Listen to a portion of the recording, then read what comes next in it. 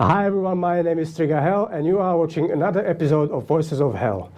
I was away for quite some time, I had a little break, but now I am back. It's Sunday morning, we are in Bristol at legendary RS Studios with my very special guest, most loudest drummer I know, most versatile drummer I know, Will Pearson. Hi, Thank how you. are you? I'm doing well, man, thank you. Really good.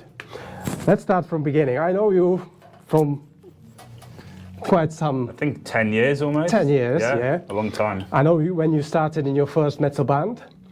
So let's start from beginning. Mm-hmm. How were your beginnings? What was the passion behind start drumming and be in a metal band? Okay, we're going back. Yes. Maybe 10, 11 years old. Mm-hmm. So I played violin first. Oh, really? So that, yeah. Okay. So that's quite interesting, right? Yeah. And at some point I just thought, this sucks, and I didn't want to do it anymore. Yeah. I took a break, and I can't remember why I decided drums. Mm-hmm. Give it a go. My favorite bands at the time was Linkin Park. Okay. Sort of entry-level metal shit. Yeah. So I got drum lessons, a really shit electronic kit, and yeah, I just played along to Linkin Park,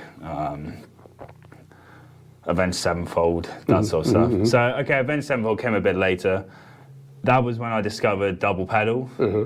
So for maybe like a whole year, I was playing just basic grooves, boom, boom, bam, boom, you know, the basic shit. Then I saw some guy doing like stick tricks, and he had a double pedal. I'm like, what the fuck is this? So I asked my drum teacher. He was like, oh yeah, it's double bass. He didn't do much of it, but he had a pedal. So we put it on, did some like that sort of stuff, and yeah, my birthday was coming up, so I was like, Mom, Dad, I need a drum kit. Yeah, I need a double bass pedal. So that's sort of where it started. Yeah. I'd say after then I got very serious with it. So maybe only, a year or two into drumming, I was getting fairly okay, you know, sloppy. I was a young kid. Yeah, of course, yeah. But I think that's when I was like, drumming is what I want to do. So yeah, I explored it from there. I had really shitty technique. I didn't know what I was doing. So I was like, heel down. At some point, my shins were just on fire. So I think I graduated from Avenged Sevenfold to like Trivium and Kill Switch Engage, which is like 200 BPM sort of stuff, which at the time for me was like by far and away the fastest thing I'd ever heard. And Joey as well. Obviously, there's a videos of Joey going. I'm just like, fuck, man, this guy. So I think that's where a lot of it started. I was very, very tunnel vision on metal. I'm like, I will become the best metal drummer. So I'd say like, yeah, another 5 years go by. I'm in college. I've been practicing in my room. Did you have a drum kit or electric drum kit? I had an electric drum kit. It was a Lesis DM10. I don't know if you've ever seen that thing. No, I know DM10, but like a module. Yeah, not so a drum kit. It was the kit. Really, I mean, it was good for what I needed it for. It was, wow, it was a massive step up. Yeah. My first kit, like you hit the pad and then you hit it again, and you're lucky if it triggers. So I had to move on from there. Then I got the Alesis, and you could change the sensitivity. So what I did was I just put everything on max, and then I'm like, I'm playing like, but like tense as fuck. I think I've actually skipped one bit, very crucial bit of information about the double bass, my technique as such. So I said I was playing heel down, which I was, and I just hit a wall. I hit a wall and my shins were burning. I couldn't, there was no stamina. I mean, you probably know playing heel down sucks. Well, I never played heel down because that's very old school technique. There you go, right? Yeah. But I mean, that's just how I naturally played. So when I first played a drum kit, I just sat down and went like that with my foot. I don't know if the camera's picking that up, but that felt the natural thing to do, not that. Yeah. I guess I was like more soft. Yeah. But then when I got the second pedal, I just basically started doing that, and it works to a point. It's pretty good. Yeah, yeah. But as I say, I hit a wall. You can't develop speed or power in this technique. And then another thing is when you're playing electronic kit, you put the sensitivity to max. Like power doesn't even cross your mind. Yeah. Because you're just like everything's at max velocity. So I knew nothing of it really because I started playing electronic drums. Yeah.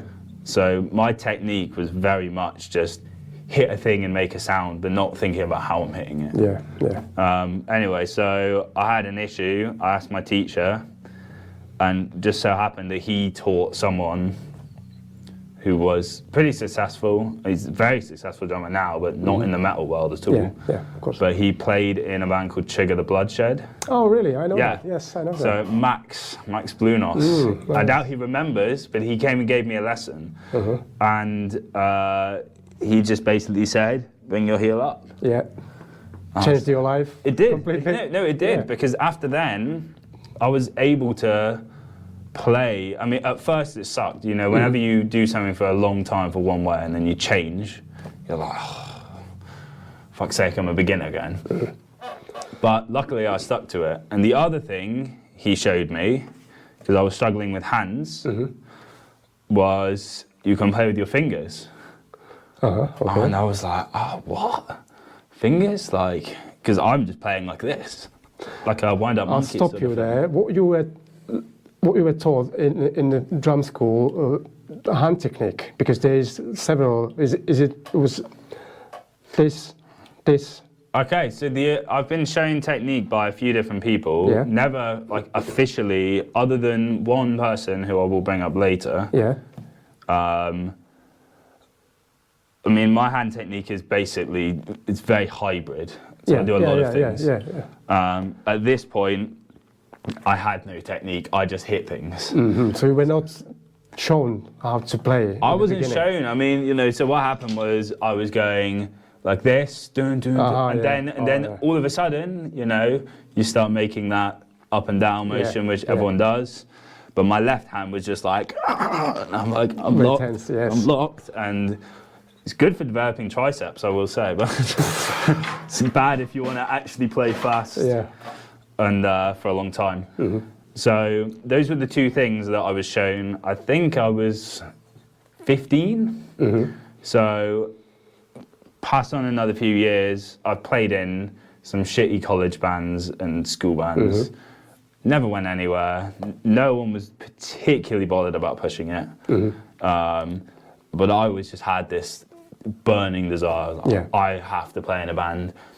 I'm just playing in my room on my electric kit, just like wishing I could play in a band. So I'll make a playlist of like my favorite bands, like Children of Bodom and shit, and just like imagine in my head I'm there like on stage playing that shit. Cool. So that's what I was doing when I was a teenager. I wasn't going out drinking, chasing girls. I was playing drums.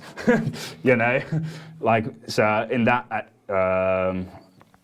that aspect, I guess I was very tunnel vision, you know, and that's one of my best superpowers, I think. Like even in my adult life, is just being able to just go. That's focus. That's what I'm going to do. I then got tagged in a post by my friend in college, a guy called Jack, and it was Body Harvest. Yes. I remember that. They needed a new drummer, and I thought, well, okay, let's check these guys out. I listened to the music. At this point, you know, Cannibal Corpse, Decapitated, they're my favourite bands. So I'm so desperate to be playing in not only a band, but like a death metal band. So firstly, I was like, this music's awesome. And I just saw it as an opportunity, so I hit them up, and I was like, guys, I think I can do this, but you know, you all look quite old. So Body Harvest, so I get in touch, and I was, you know, I said to them, I think I can do this, but you know, they're all very clearly a lot older, big guys, maybe slightly intimidating for a teenager, you know, a spotty teenager that I was at the time. And I said that I'm 17, but I wanna give this a go. So I made a video on an electric kit, and they were like, "Oh, this is pretty good. Can you make a video?" So I made a. Looking back, horrendously shitty rehearsal video. You still have that video? It's on YouTube. It's private, but you know, I can maybe unprivate it, and then you can you can link your viewers to see, you know, my the inception of me. But to be fair, this is quite interesting because looking back, I'd say I played on an electric kit my whole life. So I actually made the video at my college, and we used the acoustic kit. And you know, the cymbal stands are shit. There's no felts. I haven't got enough cymbals, so I've just got like a mini china. It's like a splash, and, like a crash, and everything's flying all over the place. I'm hitting like this because on my electric kit, obviously, you can do that, and it's fucking loud, right? Yeah. You don't know about rim shots and all this kind of stuff. But I think the thing that won them over was my foot speed. Yeah.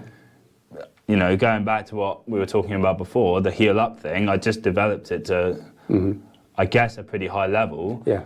And I was just flying, you know, actually playing then better than I play now because I don't practice double bass as much. So, you know, this song's like 250 BPM, the whole fucking thing. I'm just like, and it's fairly tight. I mean, this is the most unedited video you'll ever see. Yeah. Basically, you just put the mics on. I didn't even mix the audio. I just bounced the video to it and sent it to them. Yeah, absolutely. Yeah. And they were like, let's get in the room. So, yeah, that was kind of history, really. You know, that was my entry in. And we did a gig, I think, only about a month later. And wow. Yeah, I think so. So I joined in December of either 2015 or 16, and we played in January. We played at the end of January at the Griffin. Of course. Legendary. Yeah. First ever gig, I turn up, my parents are there. I remember that. Yeah. You know, my faithful roadies, they still come to the shows now, so I've always, nice. I'm very lucky to have had the support that they've always shown.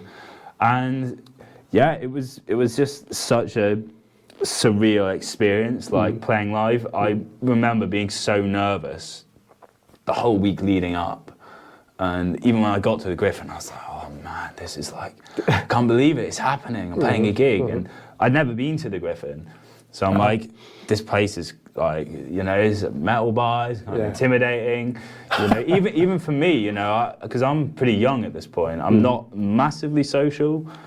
I mean, definitely joining Body Harvest catapulted me into a more social way of being. Yeah. But the gig, it went well, you know. Yeah, of course, yeah. Weirdly, I didn't feel nervous when we started playing. It was like a light bulb like switched. As soon as it was time to set up, I was like, let's fucking do this, you know. Nice. And yeah, I was pretty overwhelmed by like how kind people were afterwards. You know, a bunch of people would be like, man, you know, that was big shoes to fill because it was John Rudin before. Oh, yeah. Yes. Who's a fucking monster. And yeah, people were just very kind about it. So I was pretty, I think I was hooked instantly, you know. They all became my bros. You know, we did so much shit. Body Harvest was... You recorded 2 albums with them? One. I recorded 1 album. So the first album was pre-me. Okay. So that was Luke Hill. Oh, I see. Oh, wow. Okay. It was Luke Hill. I think I was like the 6th drummer of Body Harvest. So they just couldn't keep a lineup, you know. These guys. Oh, yeah, I know, yes. I think they scared everyone away, you know. It was just like no one was willing to play that except me because I was just so I was so superpowers I was so eager. I was young. I had just this like real like fire to do it.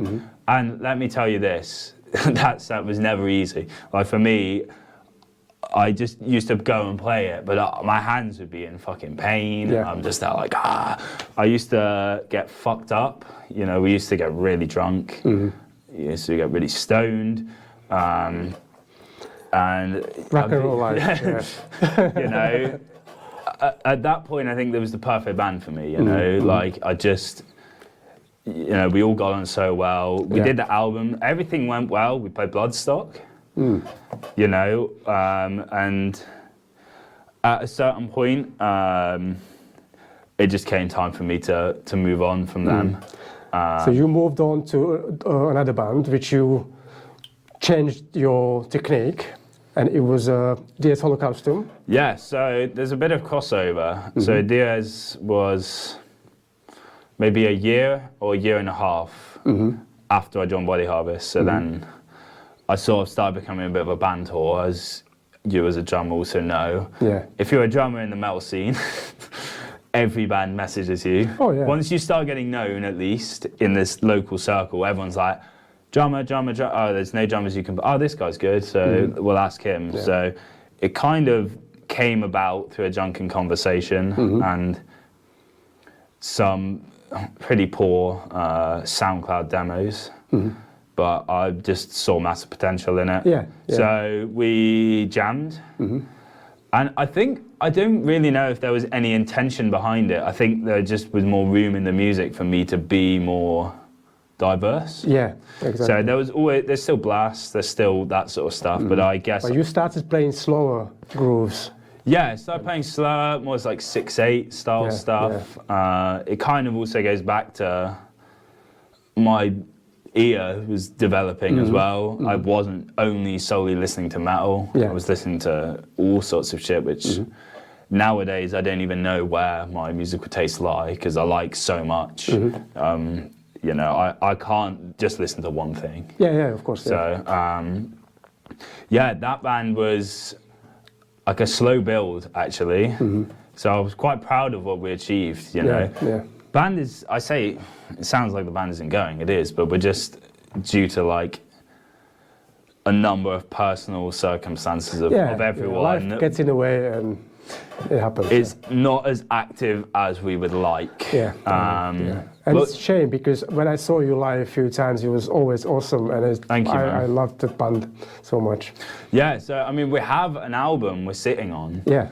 And I know, I was talking to Jonathan about this, and it's like, when are we gonna find the time to finish it? But I mean, I think I recorded drums 4 years ago now. Oh, you already recorded drums for it? Yeah, drums are done. Oh, we spent, that's good. It sounds fucking good. We got Luke involved, Luke from Separation. Yeah, he's in a band. He's amazing, and we just haven't got that pushback. Yeah. Our old lineup was really bam, bam, bam. We were just all the time. We were doing something. Somehow we built a fan base quite quickly. It seemed actually like we were gonna, go on and do some like pretty good stuff, but it all just fizzled out. Differences between people. And that band has now sort of become a relic. Yeah. I'd love to think we'll release it one day, but it's just, it's difficult. And as I've become more busy now, I don't have as much... Yes, we get to that part. Yeah, I don't have as much to put behind it. Yeah. So... but you've done your bit with recording, so it's just up to Jonathan to finish the whole thing. And there's some. I mean, most of the recording's done. We're waiting. We still need a mix. There's artwork and like PR, and just we need to come up with a plan. But it's just it's hard to pin everyone down. Yeah, it's difficult. That's just the way it is. But, so that band is. Yeah, it's something I'm very proud of, actually. And I think it developed me. It sort of made, because I wasn't afraid, with Body Harvest, I think there was a sound, there was sort of an expectation of what the drummers would be. Whereas with Diaz, I was like, I love death, human. I was like, I really want to do some Sean Reinhart style stuff. And I said that to Jake, and he's like, nah, Body Harvest is. So I'm like, okay.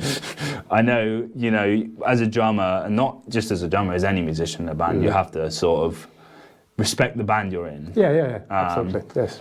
So that's, I think, why I started whoring myself out a bit. But something else that happened around that time directly came from you. Cranial contamination. Oh. So this goes back. I completely forgot about that. So this goes back a long way. Yes. That's good fun. Yes. So that was a band you were in. Yeah. And then you left, and then another Will, hit me up, and he was like, "Oh, do you want to do this European tour?" So I was like, "It sounds good, but we were fairly close at the time, so I didn't want to step on anyone's toes." Yeah. So I remember I actually came to you, and I was like, "Yeah, I remember that." Yeah, I was we were like, talking, yeah. Should I do this? And you said, "Yes, but don't do it for free." And that was like, wait, what? I can make money doing this? So that's actually a pivotal moment for me where I realized, oh shit, maybe I can make some. Maybe I can make some money doing this. Yeah. So I owe a lot to that interaction, actually. So there you go. You may not have realised that, but No, that, I completely forgot about but that. Honestly, it makes you realise that every interaction is very important in getting you to where you want to be. So I did a year, I think. I mean, we basically did 2 European tours, and then I did like one other show. Yeah. And at which point I was just like, I'm not joining this band. I'm not. I don't have the time really to keep rehearsing, and Elwood was talking about potentially writing a new album, and it was just getting to the point where I was like, maybe I'm going to join this band, and it just didn't work out. So we sort of amicably parted at that point, and that's my first interaction as a hired gun, which sort of unintentionally has become my thing now. But yeah, so that's quite interesting.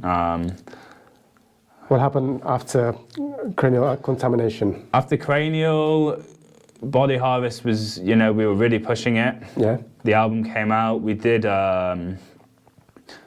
we dropped the album. I don't know if you were at this show. The Exchange, but it was fucking amazing. We had Separation on the bill. Probably I was. I don't remember that. Yeah, at the Exchange, but I think all of us were shocked. Like it basically sold out, and we're like, fuck. Like, I mean, the Exchange is not a huge venue, but it's pretty big achievement for a local band. So yeah, we were very happy with that, and it just. Like, I think what happened was we all got really gassed, and then it didn't happen. And I was the first one to drop it because I fucked my hands up, so I couldn't play. Okay. I got really bad RSI in my thumb, to the point where I literally would play for 30 seconds, and then my hand was literally dead. So I was like, I need to sort this out. I need to find a way to carry on playing the drums. But it really bummed me out, I was considering like, maybe drumming's not for me now. I remember this point when you stopped playing extreme metal and you started playing in the function band. Yeah, so this probably happened. So the Body Harvest split kind of conveniently happened right before COVID. Yeah. So it happened actually at a time where it probably couldn't have happened at a better time because I split from the band. I needed a break. Yeah. And then the whole world went to shit. So, couldn't really have happened at a better time. But the hand thing was like. I think actually it was something I was already working on towards the end of my time in Body Harvest. So I went to a drum teacher in Swindon. Okay. A guy called Martin Ranscombe. He is not a metal drummer. And this is where I learned the value of taking lessons from outside of your genre. He showed me a way of playing, which I still do now.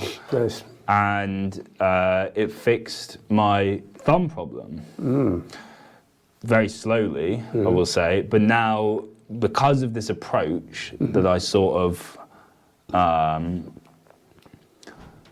I guess, inherited, I was able to carry on. Yeah. But one thing he told me is don't consciously do this when you're playing the drums. So he said, sit on a pad and play. Don't try and play fast.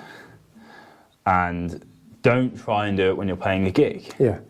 Just let it happen in naturally, which it did, I think, after 3 or 4 years, like a long time. So you've got to be in the long game. Yeah. When you're changing something like a technique, especially when you've been playing for already at this point maybe almost 10 years. Yeah. So yeah, I was just not able to carry on playing the way I used to, which made me just sort of lose a lot of what's the word? A lot of passion, I suppose. Motivation for... Yeah, motivation. I just was like, my heart wasn't in extreme metal. Yeah. I was like... I understand that completely. I was in a similar position. Yeah, I mean, as you know, it's fucking hard. Yeah. Even if people sometimes come up to me, I'm sure they've come up to you as well, they go, man, you make that look easy. Mate, it's not easy. No, it's never easy. Even if you make it look easy, it's fucking not easy. It's physical, it's fast, it's demanding. If you don't warm up properly, if the kit sucks. I was getting so pissed off with going to gigs, like with really shitty drum kits. Yeah, house ghetto kits. Yeah, the kit's falling apart. It's held together. There's duct tape on the floor tom leg, and then it falls. Yeah. We've all been there. So I just couldn't be bothered anymore. And I thought, I want to start making money, Yeah. I really just wanted to start making a career. Yeah. So I started doing the function stuff. I did that for a long time, years in fact. Yeah. And I very reluctantly every now and then played a few metal gigs in between because I was just so done with it, and it came a point where that just flipped again. So that flipped when I found Rannoch. So this band just appeared in my Instagram. Okay. Like advert, these like shitty Instagram ads. All right, yeah. It's like, this band needs a drummer, all this kind of stuff. Where are they from? Rannoch's Midlands based, so we're kind of scattered about actually. But I just saw this non-pretentious ad. When you see the ads and it's like, must have this gear, must drive, must be able to do like this, must be able to commit 2 to 3 days a week of rehearsal, must be fine. Like all this stuff where you're just like, this is not realistic. Yeah, this band is nothing. So why the fuck do you think anyone's gonna dedicate their life to literally a passion project? Fine if people do that, and I'm not saying that bands shouldn't do those ads, but for me at that point it wasn't. That wasn't gonna entice me in. So I just saw this non-pretentious ad. It just said, Rannoch wants a new drummer to help bring their music to the stage. And I thought, that's a cool band name. Yeah. So I looked at the video. I was like, man, these guys are killer. It was on Willow Tip. So really? Very good record label. Yeah, good. Big fan of a lot of bands on those. The band is just fucking great. Like I listened to it and oh man, this is groovy as fuck. It's like sort of progressive, which I've always loved. Opeth, that's always been one of my top bands. Yeah. Well, you have a tattoo of... I have a tattoo of Opeth there. So, yeah, it's sort of like if Meshuggah had a baby with Opeth. Oh, wow. So it's very 8-string heavy. Ian's vocal is very, I think, reminiscent of like Jens Kidman from Meshuggah. Like diverse. He's a powerful vocalist. That's good. Great fucking songwriter. And then I saw that they had 2 session drummers play before. So they had Alex Micklewright. Don't know if you know this guy. No. He's a fucking monster. He's based, well, he was at least based in Gloucester. I don't know where he's based now. I don't know him. But he's like one of those 280, 300 with zero effort kind of guys. I'm just like, all right, cool. But the other guy was Dan Presland. He's an Australian drummer. He was in like a progressive band as well. Okay. Both very like talented drummers, very big shoes to fill. Yeah. But I just thought, fuck it, I'll give this a go. I listened to a song, it was like 220 BPM, I think, something around there. It was like, I'm just like, oh, I could do that, yeah. I was like, I'll dust off the double pedal. Yeah. So I put the double pedal on, because I got in touch with them, basically. I was like, I think I'm interested, but this is, you know, I'm a bit rusty. Yeah. You know, years have gone by since I haven't even played a double pedal for 2 years. So I get out my Speed Cobra pedal, dusty as shit. It's probably like the springs are probably rusted as well. And I try and play, I'm like, I can't play anything. So my left foot's gone, nothing left. So I was like, I used to play in, I filled in very briefly for a band called Lichgate. Yes, I remember that, yes. Based in London, and it just so happened I'd done a playthrough video. So I sent the guys that video, and he was like, oh man, I love Lichgate, this is great. And I'm just I'm showing him a video of me playing 3 years before. Well, I was in shape to play that sort of stuff. I still had hair, you know, I had long hair, all this kind of stuff. And so I kept him hanging for a while, I think about 3 or 4 months. Oh, wow, okay. Because I just needed that long to get back Time in. to get back, yeah. I was moving house at the time as well, so it just wasn't, it was probably a shit time to contact the band, but I just saw it as an opportunity. It's never a good time. Yeah, never a good time. But yeah, I ended up joining the band. After sending a video, and then we rehearsed, and they were like, well, if you can play this 17-minute long song, you can probably play any of our songs. So we rehearsed it, and we actually got through it first take. Nice. Which wasn't without mistakes. I mean, who can play for 17 minutes without mistake other than Gavin Harrison or some shit like that? But it was pretty damn good, you know. I was like, all right, fair enough. And then it just sort of spiraled from there again. I got involved with a band, and I was not joining this band with the intention of making money. I just liked the music. Yeah. And that sort of pushed me back into practicing again. And I got pretty serious about it. We did a gig. That was fucking great. You know, playing a metal gig again. I drove to Hitchin, which is fucking far. And, you know, I was like, I don't even care that I've got to drive for 6 hours for one gig. Like, I just wanted to do it. And I was like, oh man, you know, maybe the fire's back. And everything spiraled from there. Embodiment lost their drummer. So they asked me to fill in. That was good news. So I love Embodiment. Yeah, so, you know, Embodiment, a band on my radar since the beginning. I knew the guys since the beginning. We were always friendly with each other, and Les decided to leave. And then they're like, oh, you know, can you fill in for this gig? And then they're like, can you fill in for this gig with Suffocation? I'm like, why not? Like, fuck yeah. Suddenly I'm doing these bigger shows. And then I joined Embodiment. I'm like, wait, what's going on here? Okay, so I've gone from being in 0 metal bands, other than DS Holocaust, which was pretty inactive, to suddenly now I'm in 3 bands again. And after that, like very shortly after that, Millie contacted me and said, oh, we had a guy, but he's dropped out. So can you do these shows in 2 weeks with Basement Torture Killings? I was like, oh, you know. Which was level up for you, absolutely play for abroad shows and festivals. Yeah, so it'd been since Cranial Contamination, so 2018, 2019 was the last time I played abroad before end of last year. No, not end of last year because we're in 2026. End of 2024.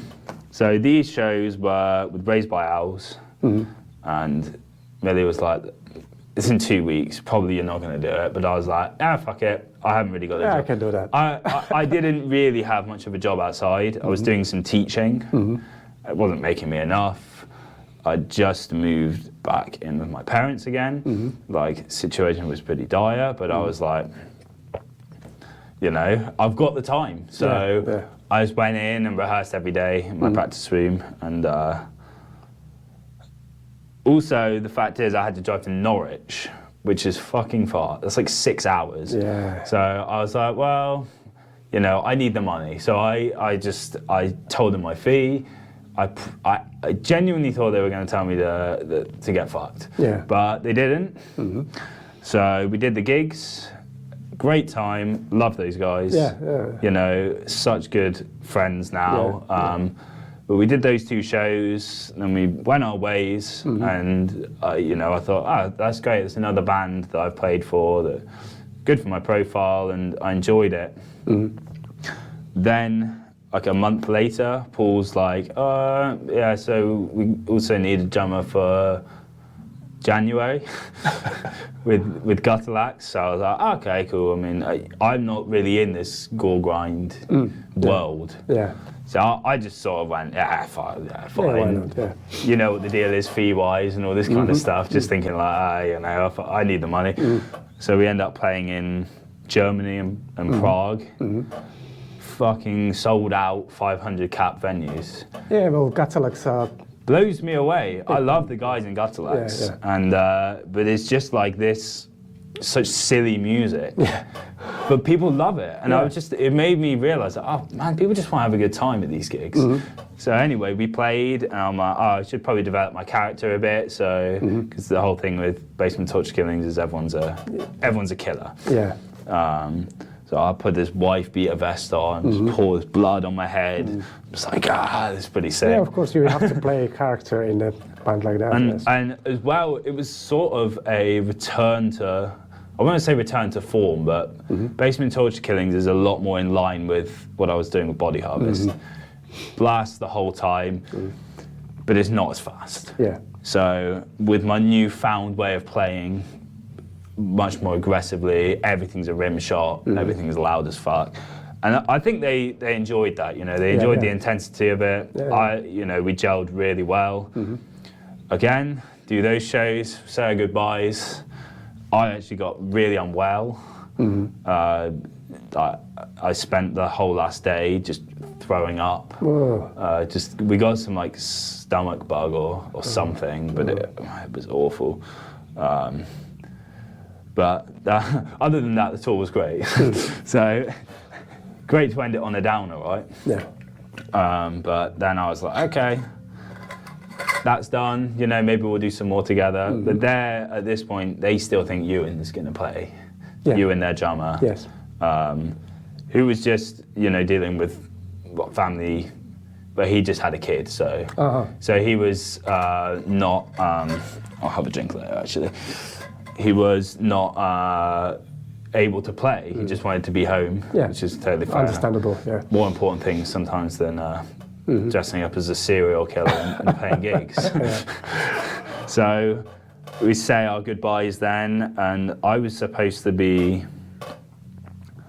going on tour in February for 6 weeks with a rock band. A rock band that just folded. So we did rehearsals, we did like all this PR, and it was getting to a point where I was like, I'm not sure if this is gonna happen, you know? Like, I'd asked for half up front, and then he sort of was like, I can't do that anymore. Yeah. I was getting a bit skeptical, and then he rang me up and he said, I'm really sorry, we're gonna have to pull this. I'm like, oh shit, man, 6 weeks. 6 weeks, I cancelled all my work. I'm like, this is terrible. And this all happened last year, by the way. So last year was crazy. No. And then I think like a week later, Paul's like, Ewan isn't coming to Japan, so do you want to come to Japan? Yeah, why not? I guess. You know, it fell conveniently in half term, but it didn't really matter. I would have gone regardless, but that was just unbelievable. And all of this just happened randomly, you know, this all of just sort of kind of, I stopped pushing as much as I was. It always does. When you don't push it, it happens. Yeah, it sort of naturally was happening. And I was feeling very good about it, you know. Obviously going to Japan is an insane experience, right? Yes, and those shows are crazy. Like I mean, that country is just, I saw a few videos from it. It's ridiculous, I mean, and the music as well. Like I just was so enjoying playing it, you know. It's so aggressive. It's, you know, it's that band where after the first song you're caked in sweat, you know. I'm sure you know those sorts of gigs where it's just like the first song's a warm up and the second song you're like dying. So the show in Yokohama was like insane. There was about 20 people in the room, and you know, the kit's broken, the cymbals are broken actually. There's no mics. There's not enough inputs on the desk to even actually use mics on the drum kit. So that's it's just surprising. like, so I have to go, bam, bam, bam. You know, you've got to fill the room. So that gig was just fucking awesome. And I did think I was going to die halfway through. Like, it was so hot. And just the blood was going everywhere. And so yeah, that was in April. Previous to all of this, I'd been contacted by Party Cannon. Which is a big band. But again, because I'm not in that world, I hadn't taken it in maybe the way I should have. Not as in like I'd just taken it as another gig, another gig opportunity. I'm like, oh cool man, another band, Party Cannon. I've heard of those guys before. I didn't realise how big those fucking guys are. Like, everyone loves them. So I'm like, yeah, cool, I'll do these gigs, like Eurofest. And then, like 2 days before, they were playing Shepherd's Bush in London with Death Clock. So that's a pretty big gig. And actually, Chris had asked me about that gig before, but then he was like, oh no, actually, Martin can do it. Some bad circumstances happened with Martin, and unfortunately, he couldn't do the gig. Unfortunately for him. Fortunately for me. So they asked me 2 days before, and I'm like, I was already playing with them the following week, so luckily I knew the set. But I was supposed to fly to Glasgow, rehearse, and then we're going to go do the festival. Instead, the first time I meet them is on stage at Shepherd's Bush. And I'm just like, well, we've got to do this then. So it's 2,000 people, sold out. And I'm like, man, this is just ridiculous. Like, we did a sound check, and there's a sample pad. Cool. So it's the first time I meet the guys. We're on stage, we do a sound check. Everything's kind of okay. Okay as it can be, you know, but when you play these big shows, obviously you got quite a big crew. So I had a sound guy, we had a monitor guy, so I felt fairly relaxed, other than the fact that the venue's massive.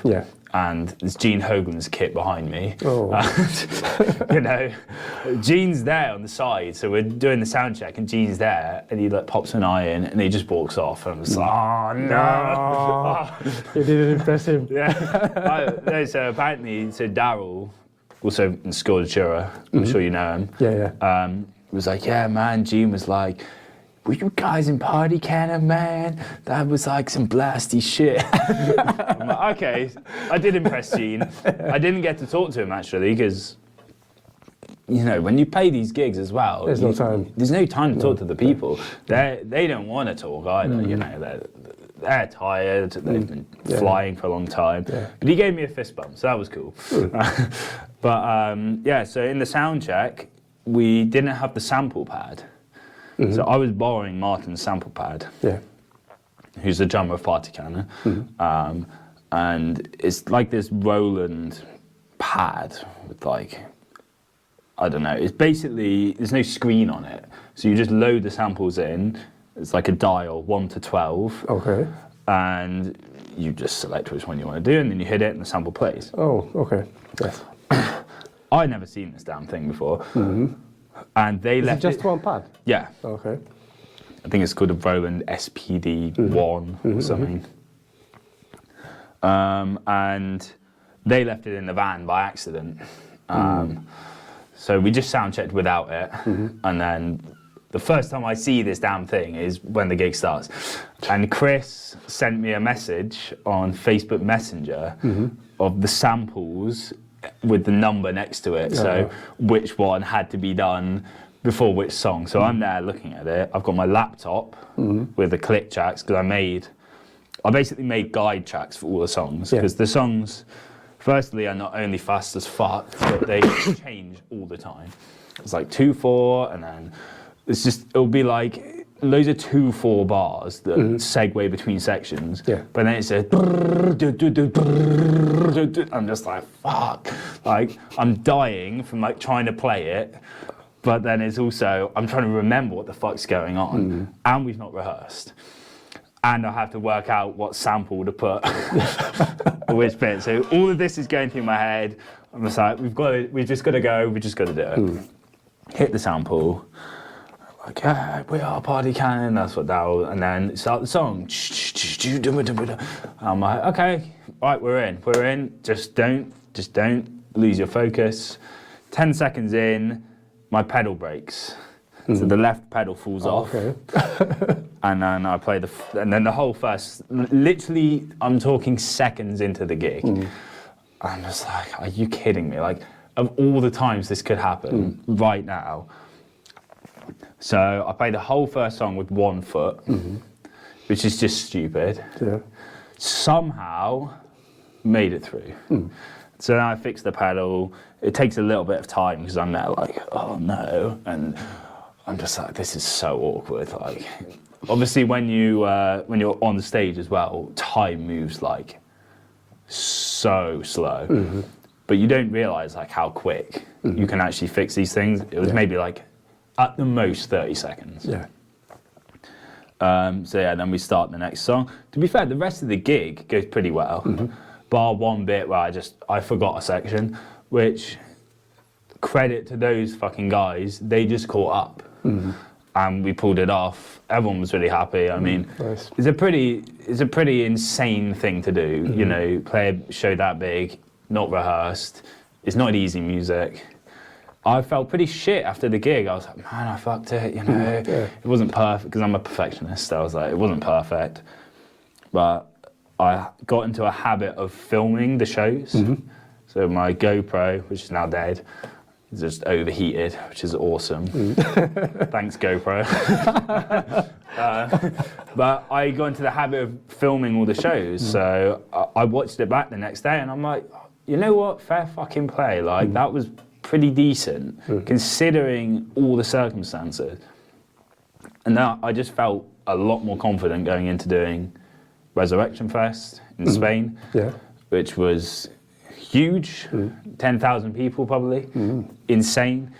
People in chicken costumes doing circle pit. And there's something like, you know, you spend all like this time, you know, I used to go to Bloodstock all the time. You're down there in the crowd and you think, oh, what's it like being up on the stage? Like, the weird thing I found, like, is amazing, for one thing, being up there, but the weirdest thing I found is that I don't feel any different. If I'm comfortable playing with the people I'm playing with, I don't feel different if I'm playing the Exchange or the Griffin to if I'm playing Resurrection Fest, because all you're doing is playing the drums.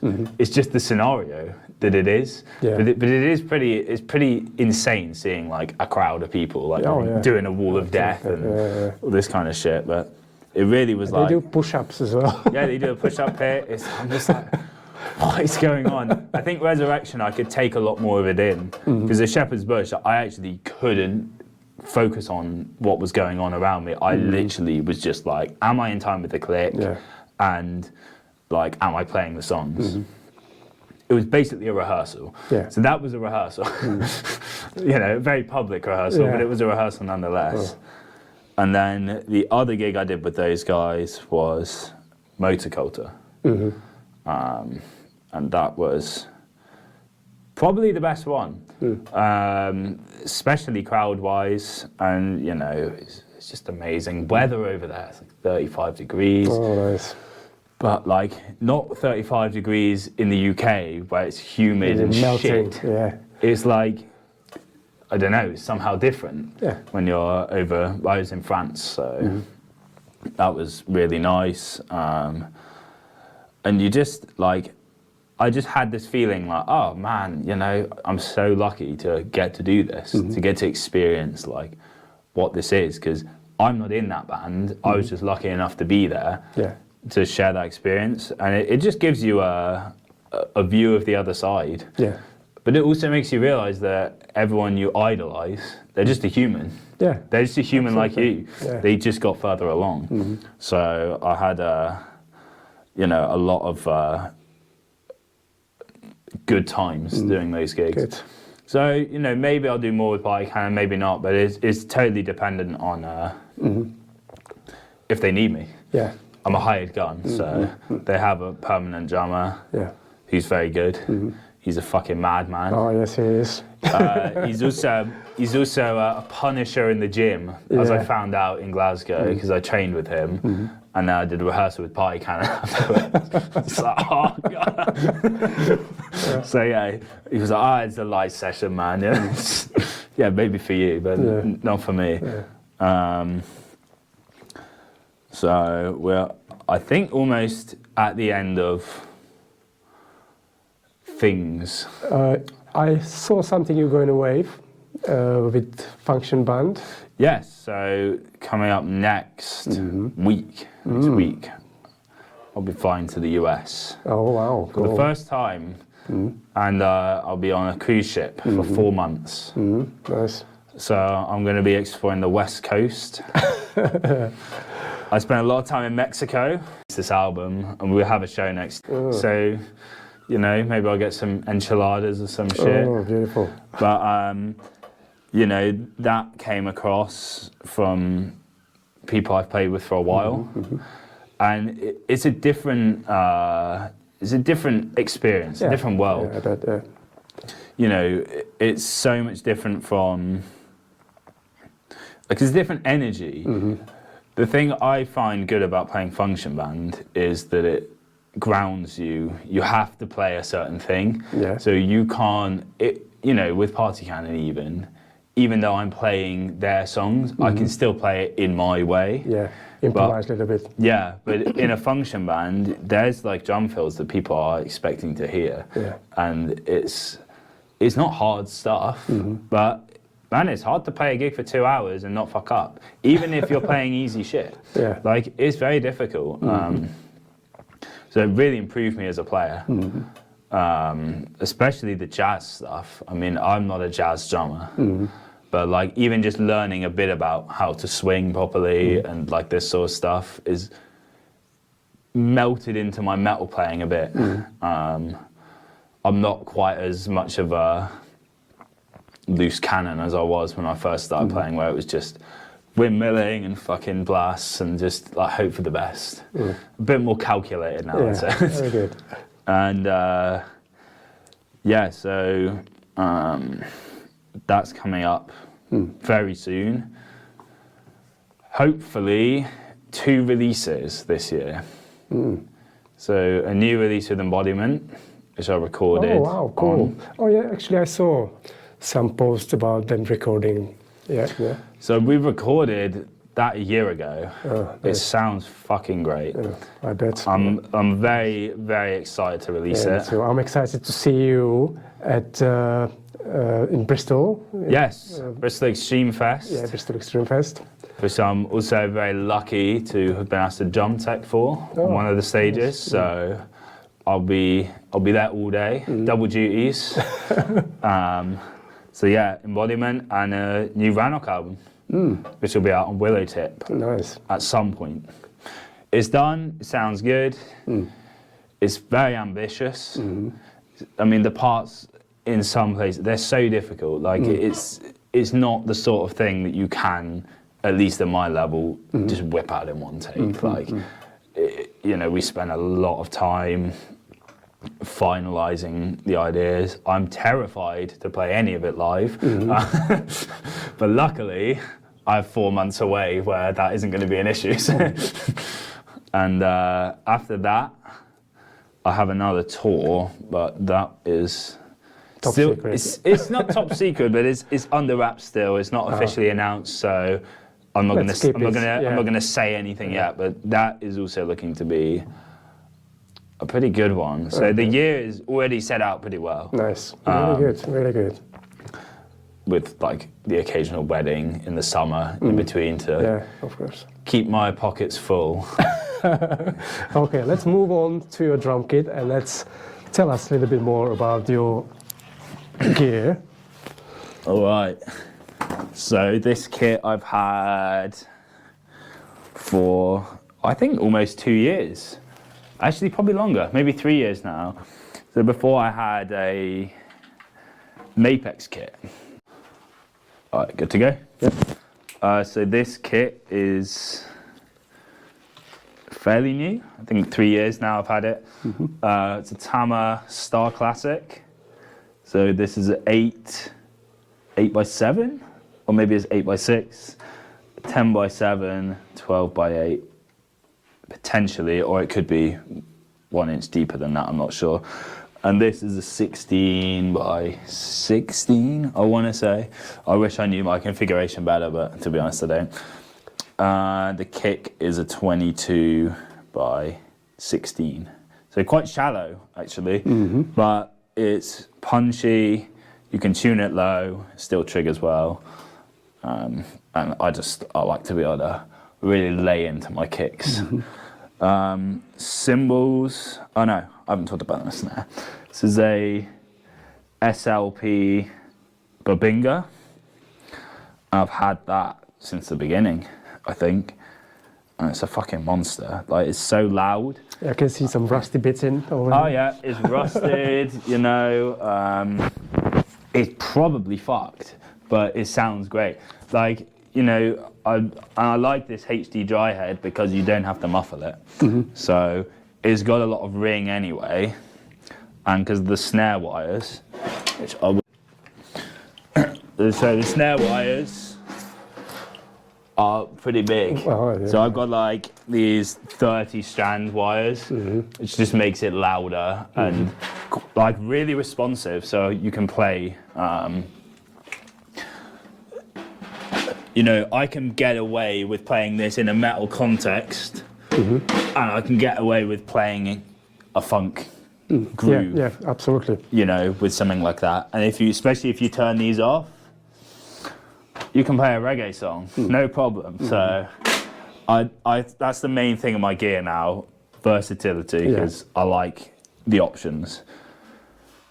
Cymbals they're all vinyl now, except for this one. So this is a Classics Custom Trash China. It's 16. This is the dual hi-hats, Byzance, 15 inch. I moved to 15s a few years ago, and honestly, it just helps for accuracy. The smaller hi-hats, I just miss them. And also these, because they're quite thin, I find you lay into them, they're quite sloshy. I also like hip hop, so I like the trashy sounding hi-hats. This is a cymbal I made with Dave Collingwood, so shout out Dave. That was a good experience. And I'm probably actually gonna make some more cymbals with him next year, but we'll see if that happens. Depends if my wallet can afford that. But this is like the same material, so it's B20 as well. And like, I just sort of explained what I wanted, and we just spent ages hammering. That's basically making a cymbal is hammer a piece of flat metal until it turns into that sort of shape, and then you cut it down and lathe it. And I sort of left the bell raw. I don't really think it makes much difference, but that's just how we ended it. This is a pure alloy splash. I don't know if the camera picks it up, but it's very thin. I mean, like it literally clicks. And it's a super bright splash. I've had it for years, and it just doesn't want to go. It just doesn't want to break. That's so very good. don't replace what isn't broken, right? This is a stack made of basically excess splashes that I had. And I don't always have it. Sometimes I have 2 splashes, or sometimes I have this, like further over here, and another splash. I just like options again. Yeah. You know, the more stuff you have, the more you can use. So this is a dual crash, 18-inch, sort of a hybrid sounding crash. So it doesn't really sound like a crash, and it doesn't sound like a China. Perfect middle ground. Records really well. So I find if you have a really bright cymbal, doesn't record well, because it kills the mix. So that's why I like these ones. And a lot of those YouTube drummers, I suppose, are using these sorts of minor cymbals.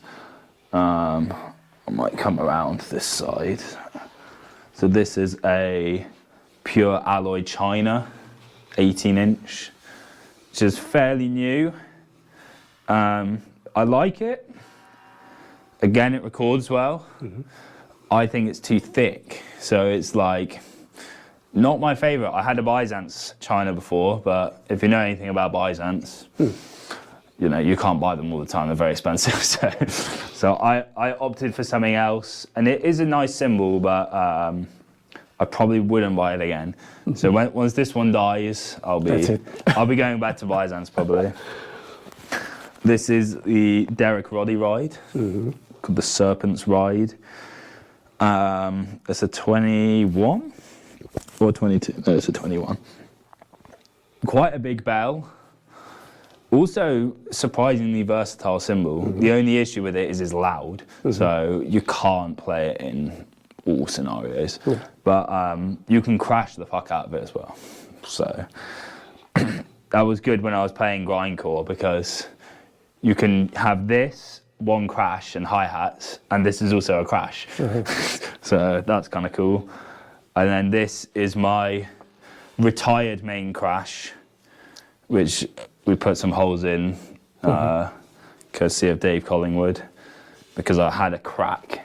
It was probably about, I think the crack must have been about that big. And I just said, let's cut a hole in it, and like, let's put a few more in, and give it a bit more of an airy sound.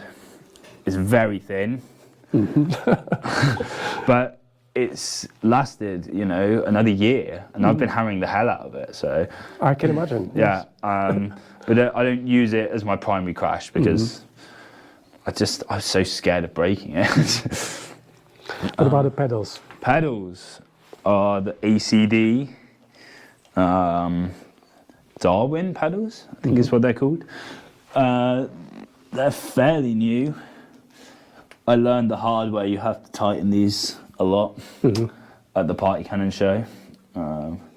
So that hasn't happened again, thankfully. So, but the good thing about these as well is they can be 2 single pedals, which I had on the last tour. I just ran it as 2 singles, which was a lot of fun. I mean, it's a different feeling, but because these pedals feel so identical anyway, I didn't have to adjust. I believe that's all the gear. I mean, the hardware is all Tama Road Pro series. Fairly good stuff. I was lucky enough to buy a lot of this stuff before the Brexit deals, which made everything about £5,000 more. So I wouldn't want to buy this now, but I'm just lucky I picked it up when I did, I suppose, as I'm not an artist for anyone. But I think that's covered all the gear side of things.